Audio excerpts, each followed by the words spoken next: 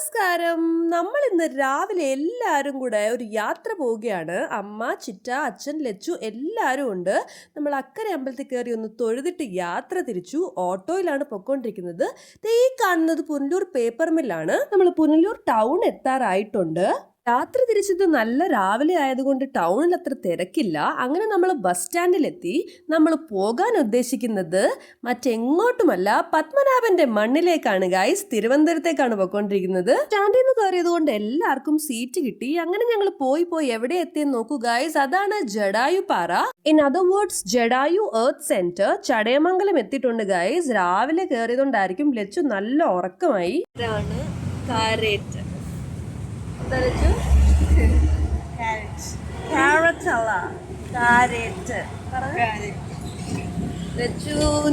Lachu thinks that ഇതേതോ foreigners വന്നിട്ട പേരാണ് carrot. So she thinks it's carrot.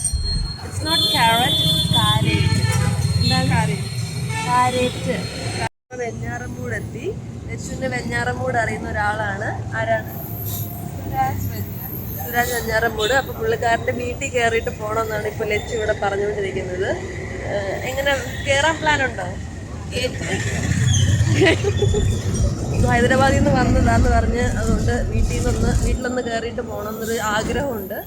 Lachu Suraj video കാണുന്നുണ്ടെങ്കിൽ ലച്ചുവിനെ വീട്ടിലേക്ക് ക്ഷണിക്കണം. അങ്ങനെ ഫൈനലി നമ്മൾ തിരുവനന്തപുരം എത്തിയിട്ടുണ്ട് ഗൈസ്. ഈ കാണുന്നതാണ് തിരുവനന്തപുരം റെയിൽവേ സ്റ്റേഷൻ. അതിന്റെ തൊട്ട് ഓപ്പോസിറ്റ് ആയിട്ട് ബസ് സ്റ്റാൻഡും ഉണ്ട്. നല്ല വലിയ ബസ് സ്റ്റാൻഡാണ് ഗൈസ്. ഇത്ര വലുത് ഹൈദരാബാദിൽ ഇല്ലെന്നായിരുന്നു ലച്ചുവിന്റെ പരാതി. അങ്ങനെ നമ്മൾ ബസ്സിൽ നിന്ന് ഇറങ്ങി അടുത്ത ഓട്ടോയിൽ കയറി ഡെസ്റ്റിനേഷനിലേക്ക് പൊക്കോണ്ടിരിക്കുകയാണ്. ഫൈനലി നമ്മൾ എത്തിച്ചേർന്നിട്ടുണ്ട് ഗൈസ്. ഇതാണ് ശ്രീപത്മനാഭസ്വാമി ടെമ്പിൾ.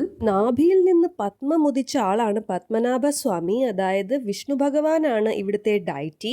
അനന്തശയനത്തിലാണ് ഇവിടുത്തെ വിഗ്രഹം നമുക്ക് കാണാനായിട്ട് കഴിയുന്നത്. അത് ഒരുമിച്ച് നമുക്ക് കാണാൻ പറ്റത്തില്ല. 3 ഡിഫറെന്റ് വാതിലുകളിലൂടെ നോക്കിയിട്ടാണ് നമ്മളത് കാണുന്നത്. ഞങ്ങളപ്പോൾ ഇനി ദർശനത്തിനായിട്ടുള്ള ക്യൂവിൽ നിൽക്കാൻ വേണ്ടി പോവാണ്. നല്ല തിരക്കാണ്. നമ്മുടെ ബാഗും ഫോണും ഒക്കെ അകത്ത് കൊണ്ടുപോകാൻ പറ്റത്തില്ല. അതുകൊണ്ട് നമ്മൾ സാധനങ്ങളെല്ലാം ക്ലോക്ക് റൂമിൽ വെക്കുവാണ്. ഭയങ്കര ചൂടാണ്. അറ്റ് ലാസ്റ്റ് നമ്മൾ ദർശനം കഴിഞ്ഞ് ഇറങ്ങി. നല്ല ക്യൂ ആയിരുന്നു. അടുത്ത പരിപാടി ഫുഡ് അടിക്കലാണ്. നമ്മൾ അടുത്തുള്ളൊരു വെജിറ്റേറിയൻ ഹോട്ടലിൽ കയറി. എന്തായാലും മസാല ദോശയാണ് മെയിൻ ഐറ്റം. പിന്നെ ലച്ചുവിന് വേറെ എന്തെങ്കിലും കഴിക്കാൻ വേണമെന്ന് പറഞ്ഞുകൊണ്ട് നമ്മൾ പൊറോട്ടയും ചോലെ ഭട്ടൂരയും കൂടെ ഓർഡർ ചെയ്തു. എല്ലാവരും ജ്യൂസ് വാങ്ങിച്ചു. എൻ്റെ ഇതുവരെ വന്നില്ല. ലാസ്റ്റിൻ്റെ സ്ട്രോബെറി ഷേക്ക് എത്തി. അങ്ങനെ ഫുഡ് അടിയൊക്കെ കഴിഞ്ഞപ്പോഴത്തേക്ക് നമ്മൾ ഹാപ്പി ആയിട്ട് തിരിച്ച് വീട്ടിലേക്ക് പോവാൻ ബസ് കയറി. അപ്പോൾ പോട്ടെ, സീ യു.